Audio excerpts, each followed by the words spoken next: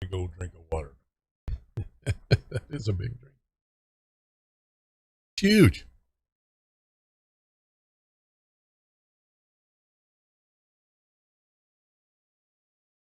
Jose is Facebook Live. No, I'm about to put it live. Thank you.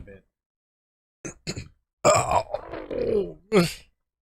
We have that Don Lemon cut, Jose, where he's bashing everybody that doesn't take the... And we're live on Facebook. Okay. Hey, Facebook folks, welcome. Big Wednesday, and that means Larry Powell's with us today. A veritable fountain of wisdom. Hey, nice to be with you, Alan. Get your ears ready to go, man. He is the original, most interesting man in the world.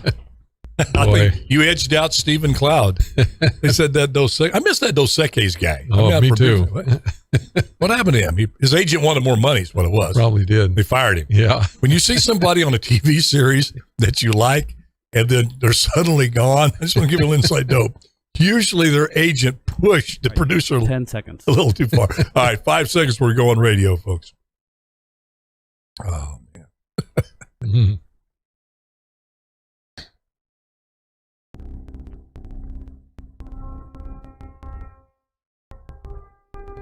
From NFL quarterback to Hollywood to the mayor's office.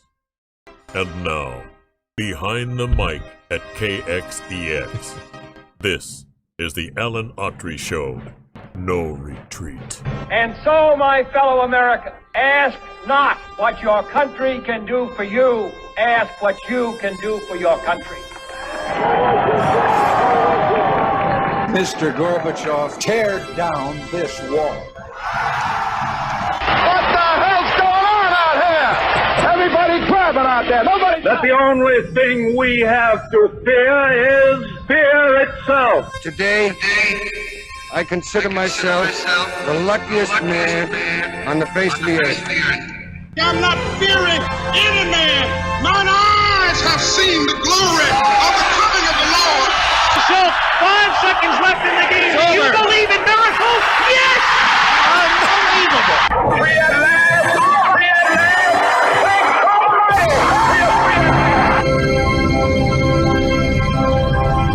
Oh, I'm pumped up, Alan. Yeah.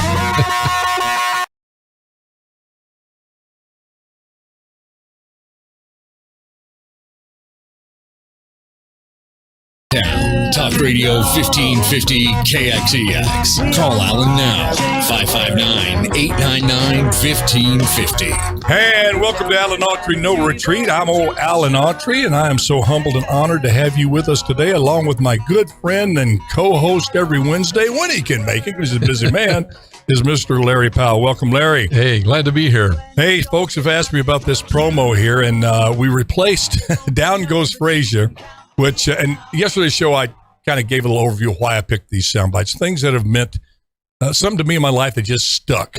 You know, you hear things or experience things, and the Reagan tear down this wall, ask not what your country can do for you. You know, the Lou Gehrig speech and Franklin Delano Roosevelt, my mother talking about that. Only thing we have to fear is fear still. But Joe Frazier was a great guy. And Foreman, when he, you know, during that 68 Olympics, when everybody was protesting, Larry. Oh, yeah. Remember what he was doing? Carrying around that American flag after he won, and that was not a popular thing to do back there. Boy. I also love George, but I love Frazier. And when they say, you know, down goes Frazier, man, he beat the living daylights out of Joe Frazier. Golly, Frazier just beating Ali. And I'll never forget that. But I always felt a little, even though it was an iconic moment in my life. Right. So I asked Jose, I said, can we, one of the others was the Miracle on Ice. You know, I'm not even a hockey fan, but everybody can remember that. Absolutely. I have no idea what icing is. I don't know any of the rules. Just know they're going around pushing that little puck, and they were facing the communists. They were up against the commies. That's it. And they won that thing with what was the equivalent of a college team. That was an American moment. Oh, my gosh. Yep. You talk about defying God. So Jose laid that in for me, and I think it went real well. But, folks, look, I got an email about this. The intro, and it says, it's just like all the old clips from yesterday. And I'm going, listen, and I did. I talked to Jose about this. I tried to find some more current moments, Larry. I mean, by current, like after 1990. Reagan's tear down this wall was, I think, 86, 87, something around there. I mean, mid 80s. Mm-hmm. But then after that, do you remember, a really powerful statement that was made that kind of reverberated? I think Bush when he said, the folks that did this. I remember one. What was that? I did not have sex with that woman. Iconic moment. Oh, and then they found the dress. It was like, oops. What do you have that called? DNA test? Oh yeah. Oh, I'm sorry. Please forgive me. And America did. He did a mea culpa, and the guy made it come. We are a forgiving people. Well, I guess I could have put George Bush's statement in there when he was at Ground Zero. The folks that did this are going to hear from us. Yep. And maybe we'll put that in there. But it's kind of a long intro, but it gets me going. Gets my fire burning. It's a good one. Okay, let's get from that to the. We got a lot to cover today. The situation at the border in Del Rio, Texas, is just. You look at the images, and they're even finally talking about it on shows like The View. And I know you're saying, Alan, you watch The View? No, my wife does, so I watch it. I'm eating my oatmeal there every day. She's got The View on there. Joy, Whoopi, and the group. The one conservative they got rid of, Meghan McCain, I guess she got tired of arguing with Whoopi. And there's another. Anyway, they had an interesting discussion. They were talking about the situation with the 20,000 Haitians congregated under the bridge in Del Rio, Texas. We'll get to that in just a moment. But Larry, you brought up something, the Emmys. People expected me to talk about the Emmys. Absolutely, because you're an Emmy guy. Well, Emmy Lou Harris, I enjoy her music, but I was not. You get nominated for an Emmy. That doesn't mean you're in the category of a finalist. But as Emmys, you have to. Did you know this? You have to nominate yourself. Did you know that? I did not know that. Production company can't do it. Show doesn't do it. Wow. So I always felt weird. You're on a show with Carol O'Connor.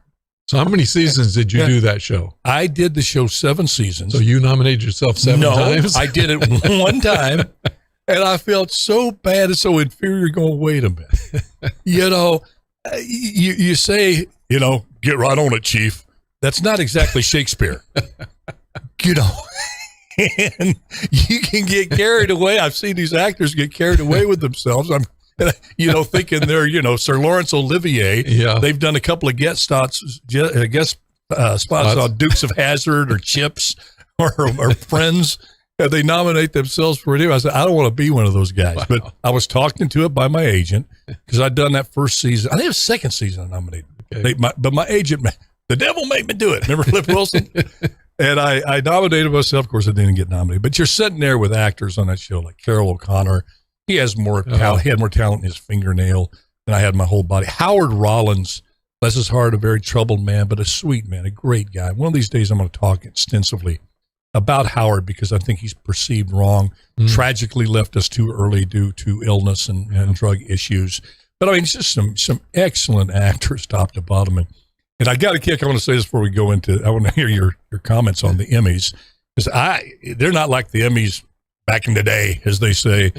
I've never seen, there was certain decorum, there was a certain elegance, a certain behavioral expectations, and it was grand. It was great to see. And now it's just, I don't know what it is, man. It's just like, it's like a party on crack and anything goes.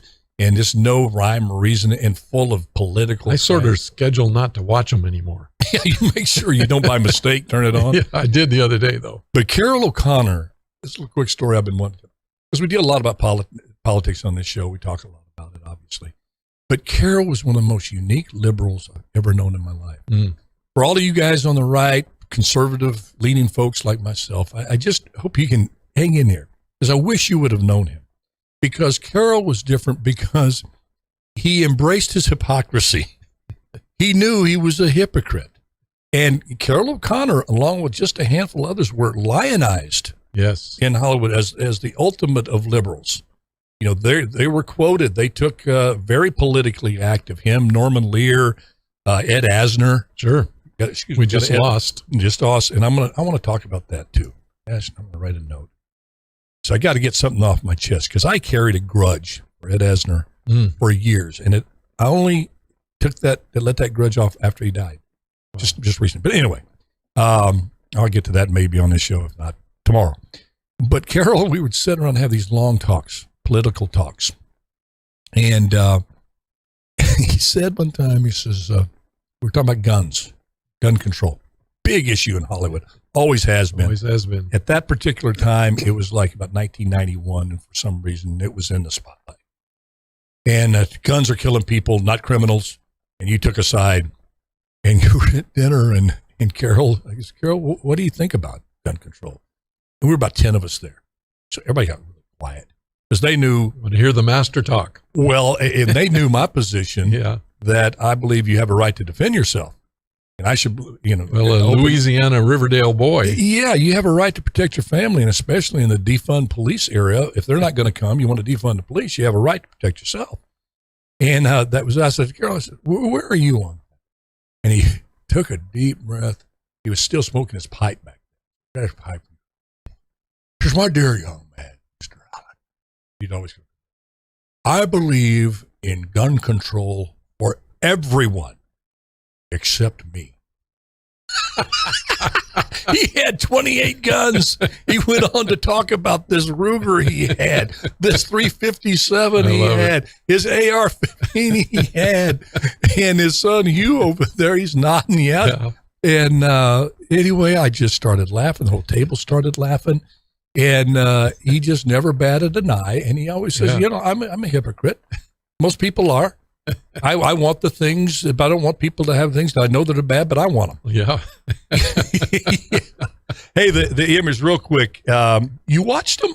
I saw part of them, but I don't know why my voice went up an octave. Well, you watched them? I don't like watching them.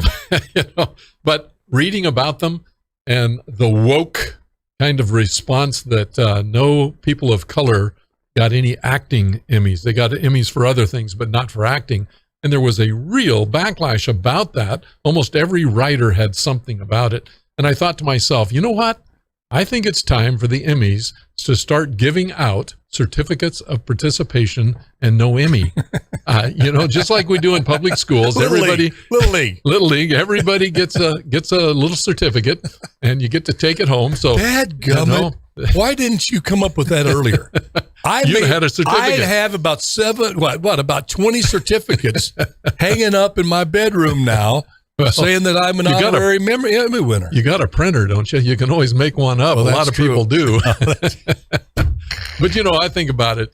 That's a funny The woke point. Finally got awoken to the fact that you still have to have talent. You still have to. It's supposed to be a merit situation. Yeah. And I know you're not saying that. The thing is there's not that meant there should be more African Americans get into the arts. Absolutely. Get into production. Get in. There's not enough. Now you can look at the root causes of that, which we should as a society, and say, is there something systemically stopping that? Right. This D'Angelo, I'm reading the book, White Privilege. I tell people, how can I criticize something if I don't read it? Yep. I'm reading it right now. I'm going to give you a book report. Remember those? I know you gave assignments for book reports. Absolutely. I'm going to be given a book report. Good. White Fragility. I'll grade you on it. Probably next week. Okay. Well, I only have 3 chapters to go. Next Wednesday, we'll shoot for that. But talking about if you find something in the system that's absolutely getting away of any race, any ethnicity being chance to advance. Exactly. Yep. But this whole thing about the outcomes have to be equal. You have to rig the system. Right. So the outcomes are equal or absurd. It doesn't make any sense. No.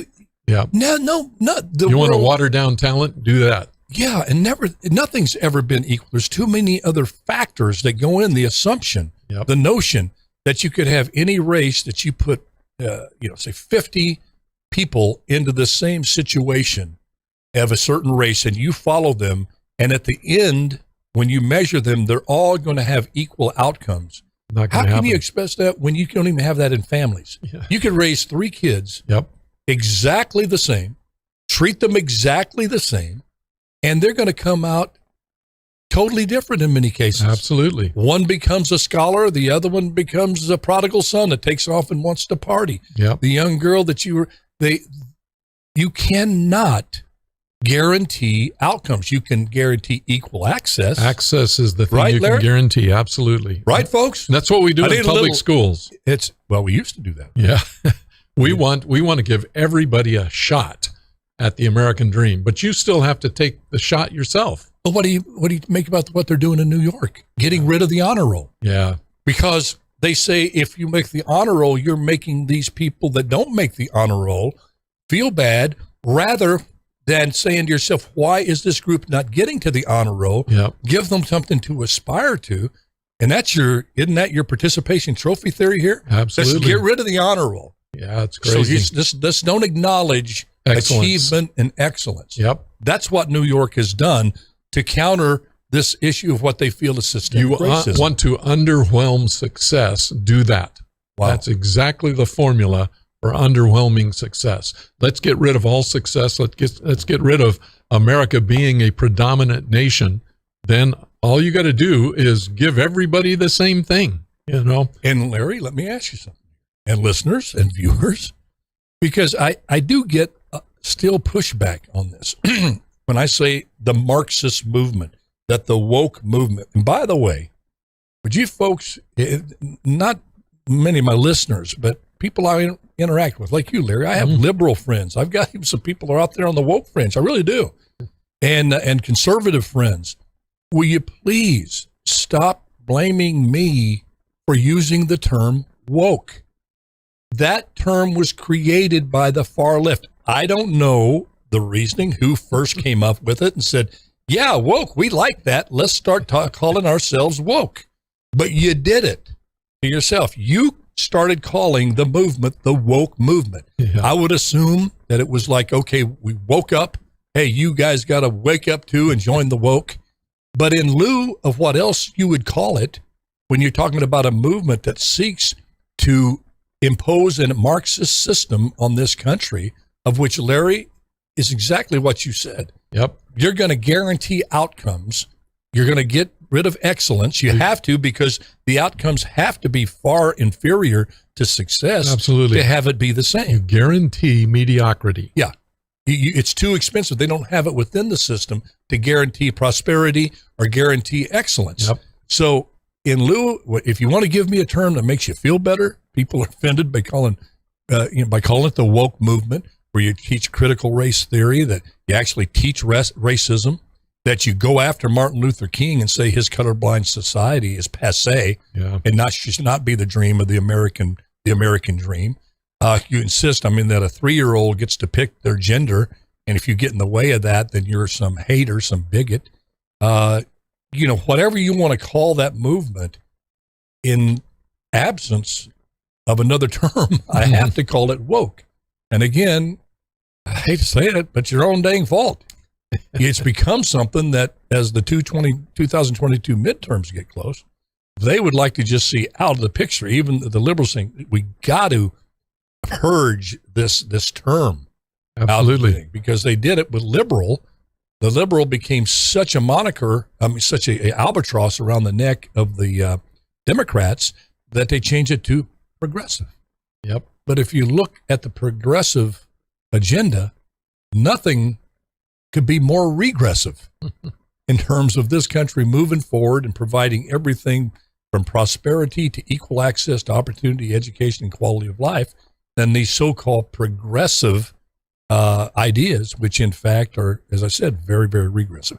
We're going to take a quick break. When we come back, I bet you haven't heard about that thing at the border, Del Rio. 20,000 Haitians congregated under a bridge. And man, it has caught the attention finally of even The View talked about it. CNN's finally talking about it. The mainstream media is talking about it. But for some reason, President Joe Biden, at his address at the UN, decided not to mention it. Not to talk about it at all. We're going to discuss that little conundrum when we come right back. This is Alan Autry, No Retreat with Larry Powell. Please don't go away. We'll be right back. All clear? All righty. Hey, Alan, and for our Facebook listeners, a little extra here. The popularity of the term woke has been diluted in its meaning and idea, because it's been applied, and this is out of a thing I just looked up, it's been applied to everything from soft drinks to razors, attracting criticism if too liberally applied. So everything has become woke. You know, you got to, Facebook folks got that. You got to share that with our radio listeners. Yeah. We'll do quickly on that and then go to the, Amazing. and go to the, well, you know, the reason I got a little sense about that, I wanted to bring it up. I do not believe, I just wasn't, maybe if I was raised a different way, I would embrace I don't like name calling. I just, you know, it was just something we didn't do growing up. Now you could say, I call it the Forrest Gump. What stupid is what stupid does. You don't have to call them stupid. It's what they do. Yep. And don't call the person stupid. There's different ways, and good leaders have been able to do that. Ronald Reagan never called Tip O'Neill an idiot. No. He drew stark contrasts between him and Tip O'Neill. Exactly. And he said things like, it's not that the liberals don't know a lot. They just know so much about what isn't so. And, those are the kind of things he said. And I really respect that, because my male and female role models growing up, that's how they approached it. Yeah. Well, humor can be so powerful in expressing what's really going on. Yeah. But my mom and dad were really good. They said, you can dislike somebody, you can dislike them, but you can't say anything negative about them and call them names. Name calling, I've said, hey, I can be as judgmental as the day is long on behavior, ideas. I don't judge that person's soul, because that's between God and them. Yeah, absolutely. And that's very dangerous. I mean, right in the Bible, right? It's honest, judge not that you be not judged. Right. Yep, exactly. And people say, well, you can't do that in politics. Sure you can. Sure you can. Yep. And that's what isn't that what this country's waiting for? Absolutely. A leader to emerge, male or female, gay, straight, I don't care. But a leader to emerge and saying, hold on, time out. Democrats, you don't have the answers to everything, and you've been out of line over here. Republicans, you don't have the answer to everything, and you've been out of line over here. Now we're going to come together, work together, and stay together until we figure this thing out called America, how to move it forward. Yep. Because the people out there, the majority of the people, they're counting on us to not just sit around and lob bombs. Don't run over there if you're a Democrat, CNN, throw bombs over the other side. Exactly. You run over there to Fox News if you're a Republican, follow bombs on the other side. Let's get together, hash this thing out. Yep. And that's not happening right now. And what leader is going, because that leader that emerges is going to have to run the risk, because you get it from both sides. Yes. It's going to be the independents and the American people that go in when both sides go after that leader and say, no. Yep. You leave him or her, but we'll be the judge of whether that person gets canceled. Well, if we start electing moderates, that happens. And you know what? What is moderate? To me, people think, and I know my further right brethren, I think it's true on the further left. They think that when you say moderate, that you mean, well, you check your principles at the door, that if you're a right to life, you suddenly become pro-choice. Or if you're for strong national defense, that you have become weak on defense. Or if you're on the left, if you think that, women's rights should be totally protected, you don't give those things up. Not at all. When you become moderate, it means you moderate. Yep. You come in and talk about those things, and you moderate. Well, civility is another word you could use. Right. Civility and talking about issues, because that's how you come together. Civil discourse. How do you like that from an We've got a lot of uncivil civil discourse. I'm going to give you an A for that, Alan. All right, thank you. All right, we come back. 10 seconds. 10 seconds, we're back on radio, and I want you to hit that woke thing. Sure. You can, Larry.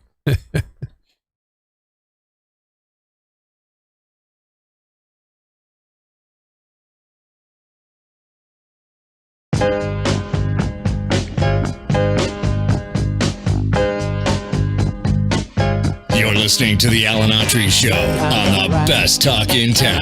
Talk Radio 1550 KXEX. Call Alan now, 559-899-1550. And welcome back to the show. I love that song. Sly and the Family Stone. That is a good one. Am everyday people.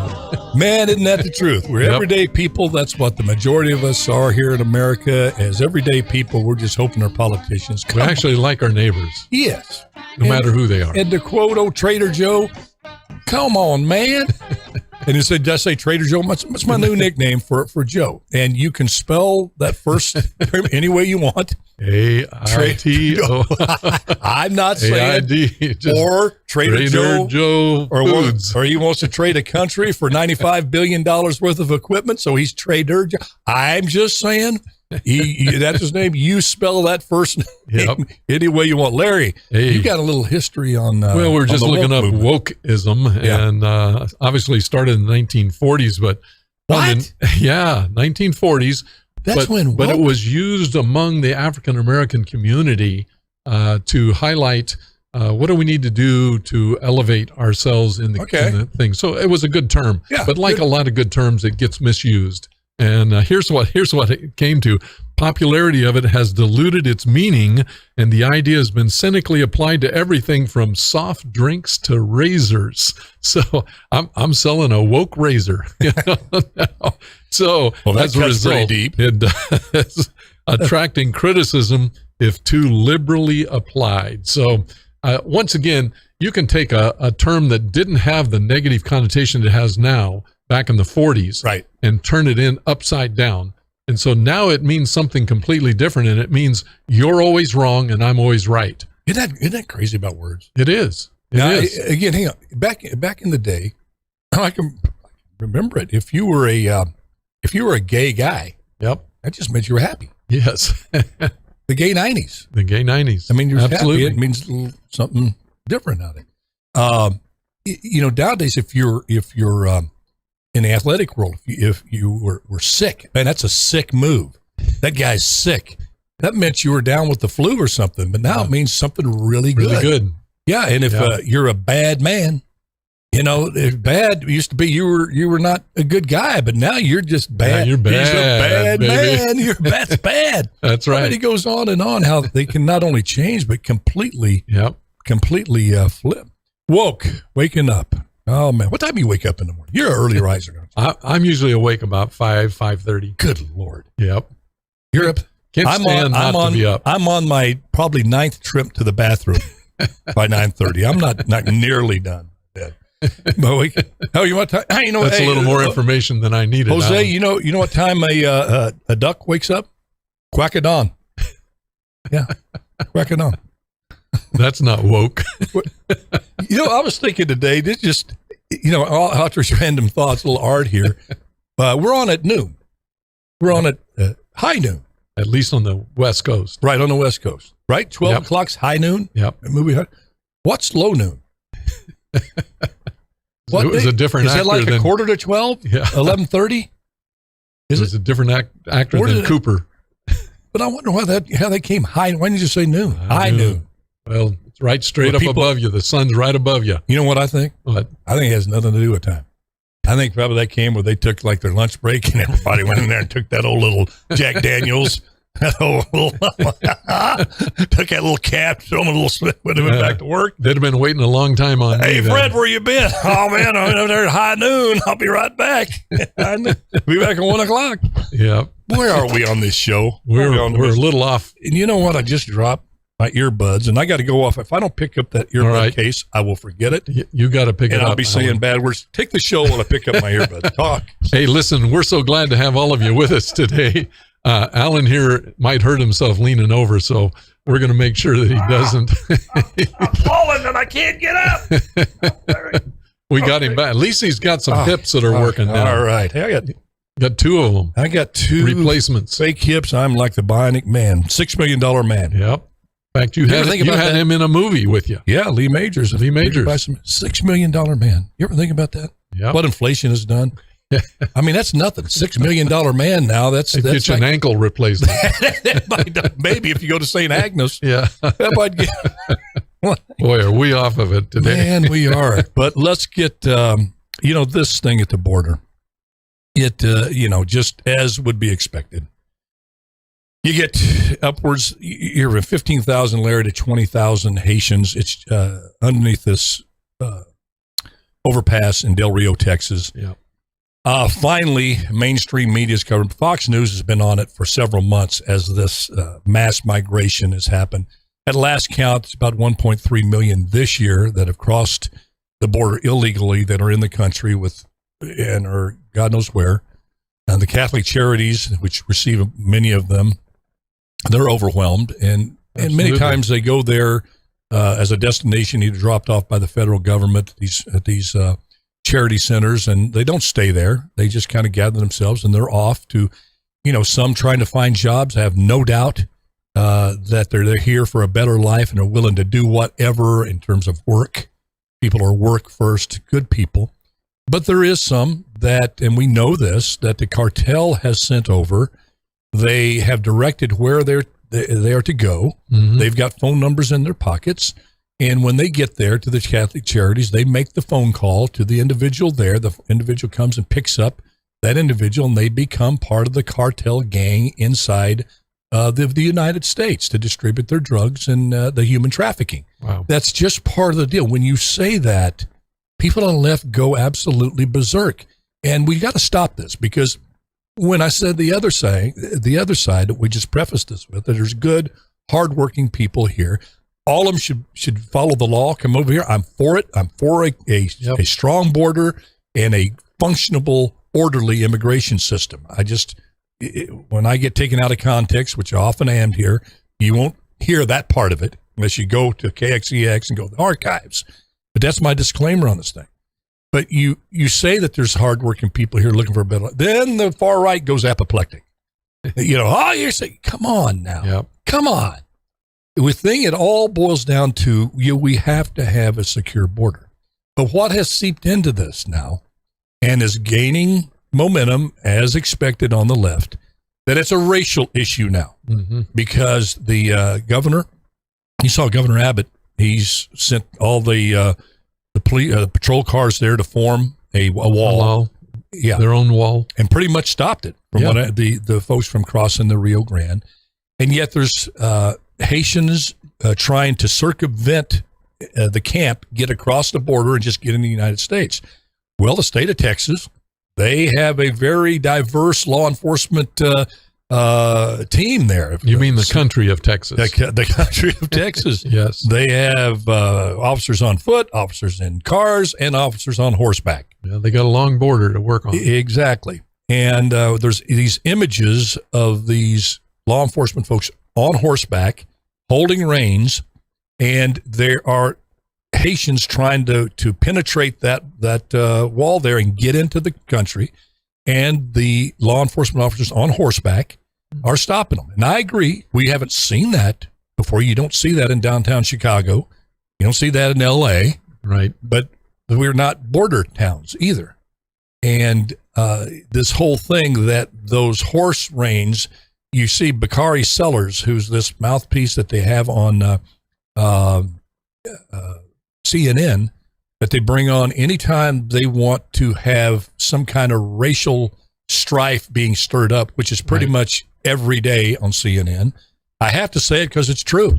Well, Sellers is a good name for him. He was trying to sell something. You come on there, and a smart man, a very articulate man, but he gets up there and says, these are images that are extremely disturbing. And someone, they had a conservative there with them, and he said, well, those were reins that they were whipping the horse because the horse has to turn quickly within that space, right, to basically keep the line refugees from getting into the country.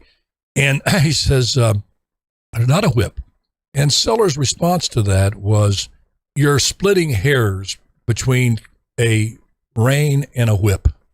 A rein on a horse and a whip that you use to whip people. Mm. And I'm sitting there going, my goodness, do you have to make every single thing a racial issue? Yep. Then on The View today, Joy Behar says, why do you think they're sending Asians back now? Because Joe Biden has invoked Title 42, which gives the government, via health concerns, in this case COVID, to send people back and not let people come into the country. Right. Trump was vilified for that, called a racist and everything, a xenophobe. But Biden has kept that in place, and he's triggered it. And now you got the flights going back to Port-au-Prince because they can't go back to Mexico for technical reasons. So they're sending them back. And the question on The View was, why do you think they're sending the Haitians back and not the other ethnic groups, the Mexicans, Ecuadorians, Colombians. And one of the ladies on there says, because they're Haitian, because they're black. And I'm sitting there going, my goodness. My goodness. Not the fact that there's 20,000 congregated under that overpass with horrific sanitary conditions. It's a human tragedy. It's a human, it's like the equivalent of a third world country there. Don't you think that may have contributed, may have been the final push that had to President Biden come do this, not the color of their skin or ethnicity? Yep. What do you think about that, Larry? It's just sad. It's kind of interesting. When people play the race card every single time. Well, as you know, Biden and group have criticized Trump for a lot of things, but there's an old saying, where I stand on a subject depends on where I sit. And so now he is using some of the tools and techniques that were available to secure borders and starting to do them himself. And he's starting to realize the criticism that comes from the far left, not the liberals, the far left. And we end up with the situation we have. We forget the humanity of those that are hurting, but we've got to find a way to stop them before they get to the border. And what's interesting is Americans. And we had that deal with Mexico. We did. Mexico was stopping them. Yep. And we were providing huge sums of money to clothe and house and to take care of families. So it wasn't like we were saying, it's just your problem. We were stepping up and doing things to help them. And if you continue to let them come to the border, eventually there is no way that you can absorb that many people into America.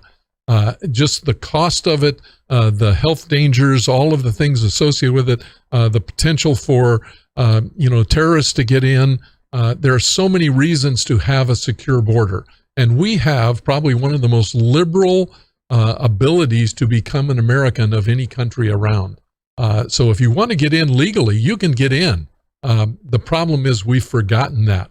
And we assume because you want a strong border, we're not saying anybody can come in. Look at the numbers that we allow to come in. Have they forgotten, Larry, or is it intentional? It's intentional. Yeah, you look at this administration and you look at how they've been operating. You ask yourself, are they just inept or is it intentional? And you're trying to answer that question. For example, this administration was so quick, knee-jerk, to get out of Afghanistan that they did everything wrong, taking the military out first and so quickly, got to hit that deadline, boom.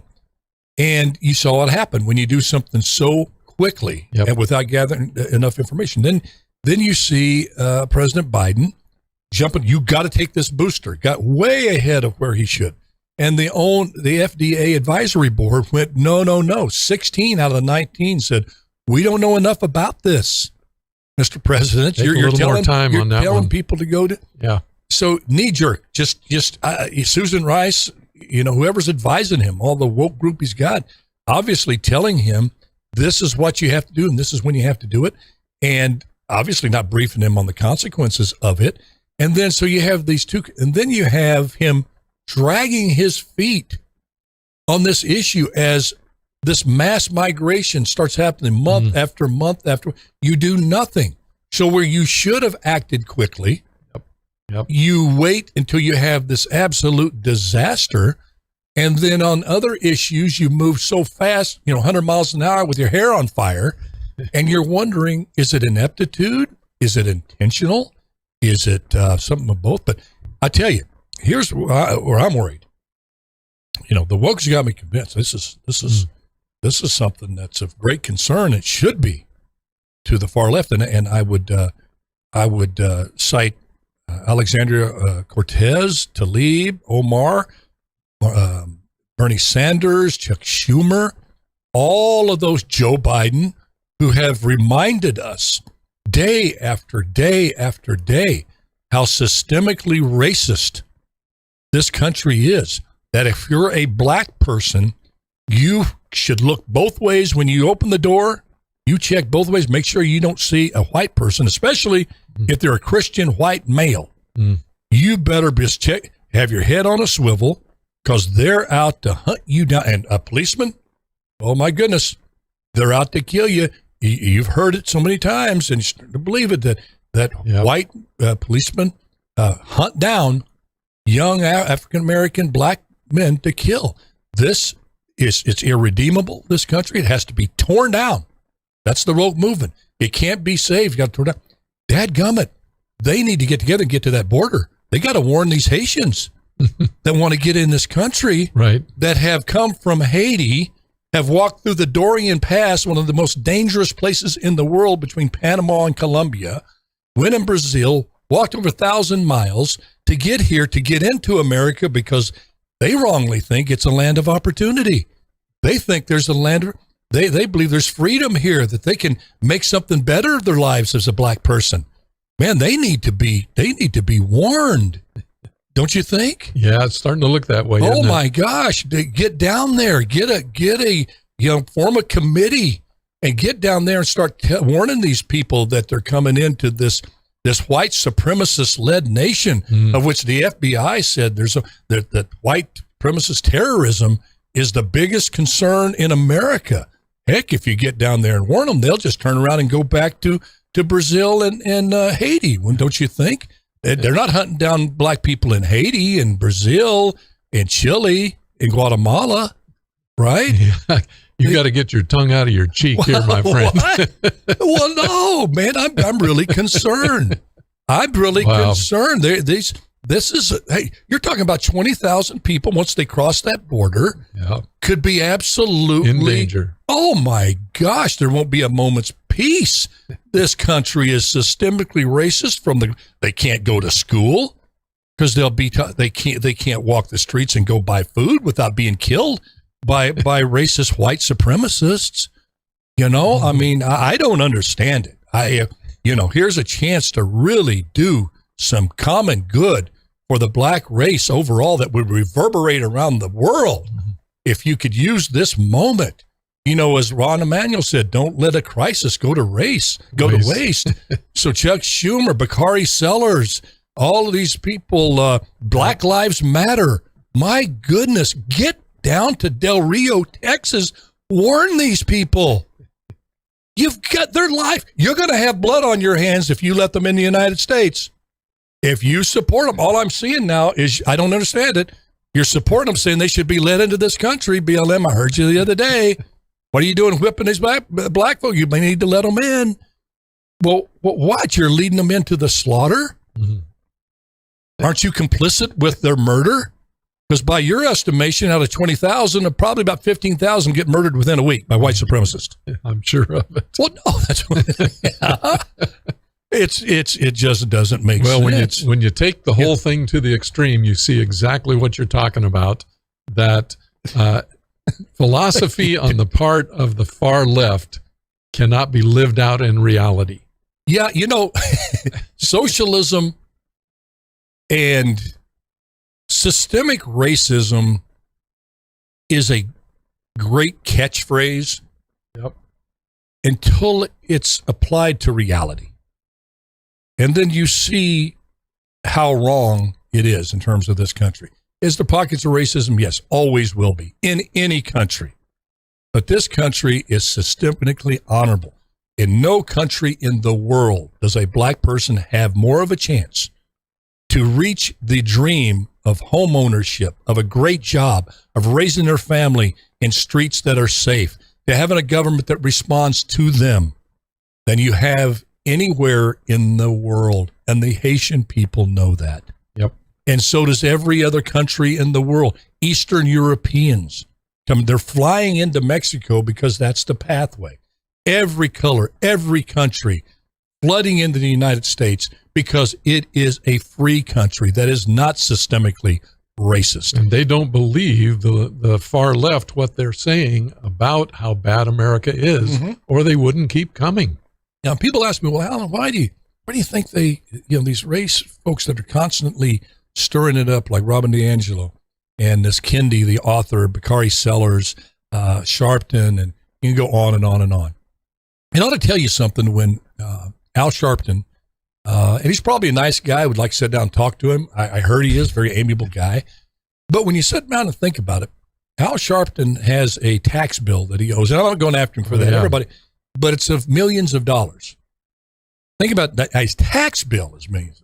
So that tells you how much he's making off of racism. He's a race baiter, you know. You look at these folks. One of the co-founders of BLM just resigned and bought a third house. Believe me, this whole Marxist, everybody's the same, and they want the outcome the same for everybody except them. The Carol O'Connor admission. And that's what Marxism is. That's what all the systemic racism stuff is they're going to live as good as they can live in this system. And if racism went away, if it was a colorblind society, and these people see this country getting there. Never has a country had more interracial marriage. Never has black unemployment been so low. Never has there been more opportunity in medicine, in corporate America. Not enough, but there's never been more than today. And they've seen that. And what they panic because that's all they know. You look at this Joy Reid, for goodness sake, bless her heart. Do you know who she is over there at MSNBC? You know, I've seen her a time or two. You know, I watch them all, so you don't have to. I'll tell you about it. As Larry Elder says, I'll watch them all. I don't have a life. My wife got to watch something else. That's why it's 90 Day Fiance. As soon as I'm done with this news show, are you finished with that new script, that new movie you're going to do? Yeah, after I finish with this, I got to go from Tucker Carlson over to Chris Cuomo. I'm playing this. But Joy Reid, I didn't even get angry. Try not to get angry anymore. My heart just sunk because here's a lady who clearly has made her niche on racism. She's going to stay in MSNBC, and they've done her demographics studies, and they know that a certain segment really tunes into those. Those are people that see racism around every corner. They're really anti-white, especially white male Christian. That's the big kahuna there. They want every head on their wall if it's a white Christian. But Joy Reid really went to another level. They just found the body of Gabby Petito, the girl that was missing. Petito. I'm sorry. Tragic thing missing in. Both CNN, Fox, others covered the story. And she was found, and the remains that were found in Wyoming turned out to be her. The family obviously devastated. And the very day that her remains were found, Joy Reid criticizes Fox News for covering, calling them the white missing woman syndrome. That's the only reason that Fox News, now CNN was covering it as well, Joy. Yeah. But you reduce this tragedy. You insult this tragedy. You're so unfeeling. You can't even preface. I saw the whole thing. You didn't even preface your comment with, my condolences go out to the family of this woman. And then make your statement about racism and in the media that if it was a black woman that had this incident, that no media would cover it. And I almost got nauseous, Larry. I listened to her and I'm going, my goodness, you have this platform. Yep. You're speaking to people and you can't use this to bring a little bit of unity, a little bit of sharing of empathy through racial lines for this family. You can't take just a moment. It has to go right to racism. And then I came up with this conclusion. I know it's going to rub some people the wrong way. But I do believe it because I didn't get angry. Like I said, I just looked and I thought about this. And I realized she's a very, very sick woman. Joy Reid is her soul is sick when you can't even take that moment that you just go, your hate for white people, your hate, that you can't take a moment to say, give your respects to the family, then go into your racial diatribe. Right. Man, that is a lost soul. But you know, America... And I'm not calling her names. I just feel she's a lost soul. Well, America realizes that because in June, she had the worst ratings ever for a far-left program. So America doesn't believe her. So I don't know how she stays on. And I would ask this because I'm not a cancel culture guy. You just said what was on my mind. I just wonder what MSNBC's strategy is to because this is like a watershed. She said some outrageous things. I mean, it's racism, all that. Yep. That she's making the money off of that racism. Yep. And I just wonder out loud, I mean, what value do they think they have in her unless, as they accuse the far right of being, you want to keep that niche because they buy products too. Your ads that you're saying they buy sneakers too. They asked Michael Jordan why he didn't speak out against conservatives, because he said conservatives buy sneakers too. That must be the only reason. You remember Standard Oil used to have a deal if they're going to open a new gas station, they would lower the price of that gas at that gas station near all the other gas stations and raise it a little bit everywhere else. And so, that's how you cut out competition. And I think she's their loss leader. So they can say, look at who we have on. Doesn't matter how she does or anything else. So they put all their eggs in other baskets and just let her go where she goes. And as evil Christian white men, Larry, I honestly mean this, what I'm about to say, folks. Because she is what she is and she does what she does. And she's one that's easy for conservative people to call names and just go after her. And by the world's measurement, she would deserve it by some people. Mm-hmm. She deserves to be called this, because look at how vile of a thing that she did, how unfeeling towards white people. To call her racist. I don't know what's in her. She might be just an act to keep her job. I don't know, but I haven't watched this. I don't wish her to be canceled first. I don't wish that. I really wish and pray for her heart to be softened, her heart to change. Because I know what it would mean if somebody like that, something happened in their life. You know how God works. She loses someone, or some white person comes in her life, does something for her, or is there for her during a very difficult time. Right. That she can say, you know what? All white people aren't evil. This person was there, and really when nobody else was. And then I wish her the courage to get up and use that platform to say, you know what? I've done wrong here. And they have somebody in their own party who did that. And that was Robert Byrd, who was a former Klansman. Right. And Robert Byrd got up and basically said that. Former senator. And said, a high-ranking member of the Klan, and did a complete mea culpa in front of everyone and his colleagues. Didn't need to, because he was getting elected, as he was back then. But God spoke to his heart, what he said, changed his heart, and he proceeded to conduct himself differently and became a icon, basically, in the Democratic Party. Mm-hmm. And so, Joy, I pray that for you. You have a chance. You'll have to take something has to happen to change you. I pray for that, number one.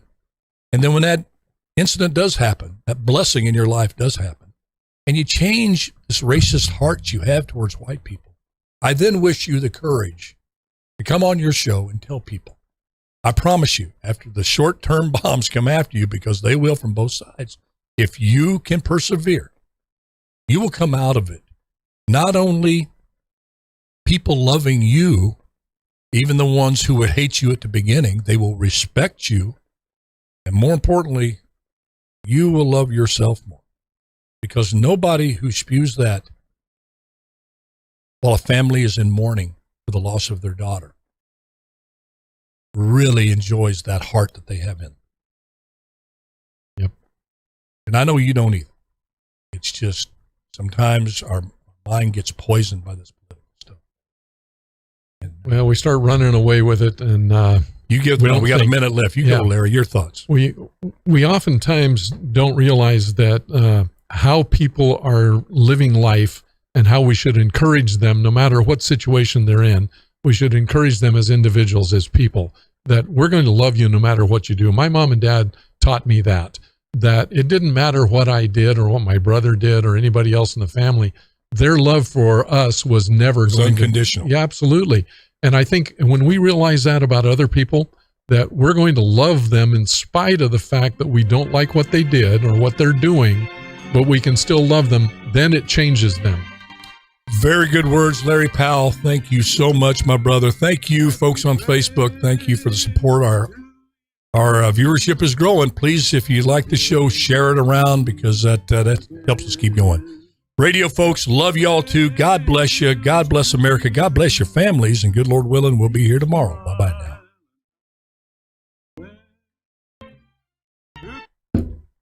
All right. Facebook fans, thank you so much. Yes. Boy, a lot of great comments. Wish we had time to go over all of them, and state them back. But get on Facebook, the Alan Autry Show, and you can read them for yourself. But thanks, folks. Really appreciate you. Love you. Looking forward to seeing you again. And I will be going over tomorrow some of the comments. There's one in particular, an email I got from a law enforcement individual, and it was a great email, and I'm just going to highlight some of the things tomorrow as planned. Got it in my notes. God willing, I remember it. If not, I'll do it Friday. I promise I'll do it sometime because I really hit home to me, and I'm really appreciative, and I think you know who it is that sent it. But I appreciate you so much. You make the show. Like I said, if you like the show, please share it with others because that'll allow us to keep on going and keep on building and keep reaching people because we think our message is pretty darn good. And the fact that you're watching it and coming back it tells us that even though we may not agree on everything, like you told me about when I encourage folks to get the vaccine, I get that, but you're still part of my family, and I hope you consider me part of yours because I won't tell anybody. It's your own personal choice. Yep. It's just that, and the booster shot, like I said, we were going to talk about that today, but we'll get to it tomorrow. I'm not sold on that. I don't know. I qualify for it right now, but there's not enough information, just like I did with the first two shots. Remember, it was going to be one, and it was two. But I did a lot of research, and I encourage you to do the same thing. Do a lot of research on this. Go to your doctor, ask your doctor, consider everything you've got going, if you have underlying conditions or whatever. So the combination of your doctor's advice, your own research, then you make an informed decision yourself. That's the best advice I can give you. Thanks much. God bless you, as I said, and we'll see you tomorrow.